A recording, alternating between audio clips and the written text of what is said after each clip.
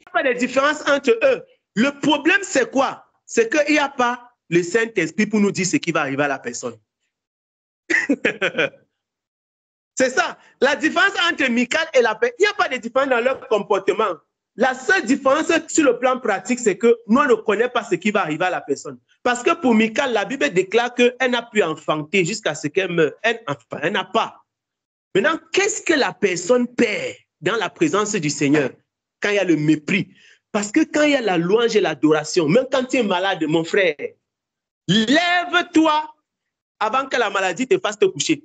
Parce que le simple fait de te lever, le Seigneur peut te guérir. Ne dis jamais que j'aurais voulu me lever. Non, lève-toi. Lève-toi. J'aurais voulu adorer, mais je suis trop fatigué.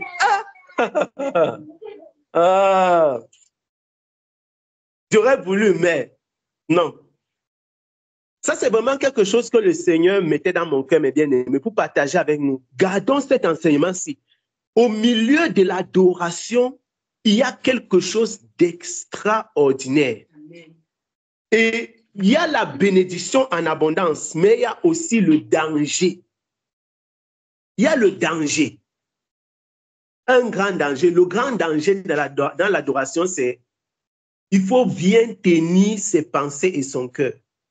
Il ne faut jamais être là pour voir comment quelqu'un fait et tu as les pensées. Non. Et vous voyez pourquoi? Ça retourne toujours les Écritures, non? Vous vous souvenez de ce qu'on a lu? C'était hier. Non, c'était avant-hier. On avait regardé dans la lettre de Paul qui nous donnait ce qui doit être l'objet de nos pensées. Voilà. Vous voyez donc les pensées de Michal, c'est ça qui l'a tué. Tu vois le roi en train de danser. Mon frère, si toi, c'est ma soeur, si tu ne peux pas danser, reste tranquille. Méprisez David dans ton cœur, l'homme selon le cœur de Dieu. Quelqu'un est en train de louer le Seigneur, il est en train d'adorer, même s'il dégamme, même s'il tombe, même s'il fait quoi. Laisse-le, c'est entre lui et son Dieu. C'est entre lui et son Dieu. Il n'y a pas de contrôle, il n'y a pas de mesure, il n'y a pas ça. Mais vous voyez, dans les communautés, souvent à l'église, pendant qu'on dansait comme ça, il y a toujours les gens qui sont en train de regarder. Et il y a les gens qui dansent, il y a les gens qui dansent, ils dansent comme ça, ils dansent comme ça. La danse des riches. La danse des gens qui ont l'argent. Ils dansent avec mesure. Je me rappelle quand j'étais à la chorale, il y avait les gens que, même pour chanter, ils n'arrivaient pas à ouvrir sa bouche pour chanter. Parce qu'elle a peur qu'on voit ses dents. Ou bien, chante. Ça, c'est l'un des principes, même dans les chorales. On demande aux gens, ouvrez la bouche, que le chanteur est laid. C'est comme ça on dit à la chorale. Que le chanteur ne fait pas, il ne cherche pas à être beau. Tu vois, une fille arrive comme ça, elle fait mon frère, tu es venu faire les photos ici. Tu veux louer le Seigneur ou bien tu vas être beau. C'est ça le problème. Pourquoi? Parce qu'on est en train de regarder, est-ce que les gens me regardent? Mon frère, David, imaginez David. Quand on dit David comme ça, pensez au président de la République. Parce que quand on dit David, là, ça fait un genre. Il était le roi sur 12 peuples. 12. C'est un truc qui, quand ils allaient en guerre, on réunissait comme ça 300 000 personnes. Imaginez-vous, mes bien-aimés. Je ne suis même pas sûr que l'armée du Cameroun atteint 300 000 personnes. On a ligne comme ça, on dit de tel, 25 000, de tel, 35 000, de tel. On a ligne 300 000. C'est l'armée seulement, ce n'est pas la population. L'armée. Imaginez-vous, mes bien-aimés. Un peuple comme ça, c'est le chef. Le chef. Il est venu, il a dansé comme du n'importe quoi. Au point que même sa femme a dit que ce n'est pas sérieux. La femme ne fait pas les bruits, pardon. Sa femme a dit que ce n'est pas sérieux. Que le Seigneur nous aide. S'il y a un endroit où les gens, les chrétiens, ou les chrétiens en particulier, puisqu'ils adorent le Seigneur, s'il y a un endroit où vous devez fermer vos yeux par rapport aux gens qui sont autour et vous concentrer sur le Seigneur, c'est au milieu de la louange. Et ne même pas regarder les gens. Je m'en fous de ce que les gens pensent. Je m'en fous de ce que les gens disent. Moi et mon Dieu. Moi et mon Dieu. Moi et mon Dieu. C'est moi et mon Dieu. Moi et mon Dieu. Moi et mon Dieu.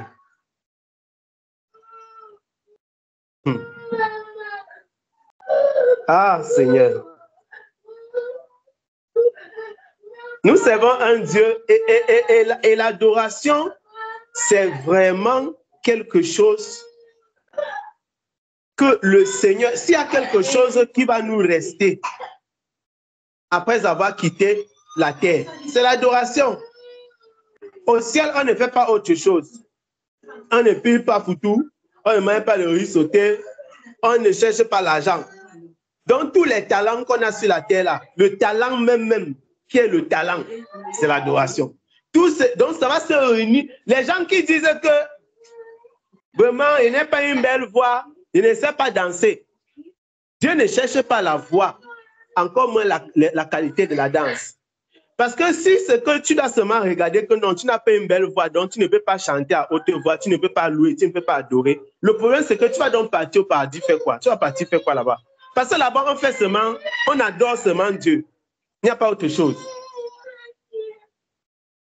Il n'y a pas autre chose. Tu vas donc faire comment? Tu vas partir, tu vas dire que vraiment, j'aurais bien aimé, mais ma voix n'est pas une très belle voix ici. Excusez-moi. Ah, Seigneur.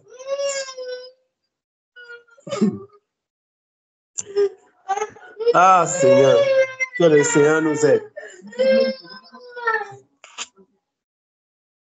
Que le Seigneur nous aide vraiment. Que le Seigneur nous aide. La parole du Seigneur déclare que Dieu siège. Dieu siège où? Il siège au milieu. Amen.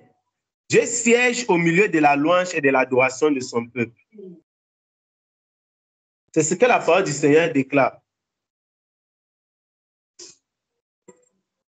C'est dans le livre des Psaumes, Psaume chapitre 22. Psaume chapitre 22. Quelqu'un peut nous lire ça? Je vais regarder. Psaume chapitre 22. Nous devons louer et adorer le Seigneur. Parce que c'est la part que nous allons partir même d'ici, avec partie de la terre et qu'on va garder quand on va quitter de la terre. Le verset 3. Non, c'est le verset 3, le verset 4 plutôt. Psaume chapitre 22. Le verset 4. Ah, pourtant tu es le Saint. Tu sièges au milieu des louanges d'Israël. Amen. Amen.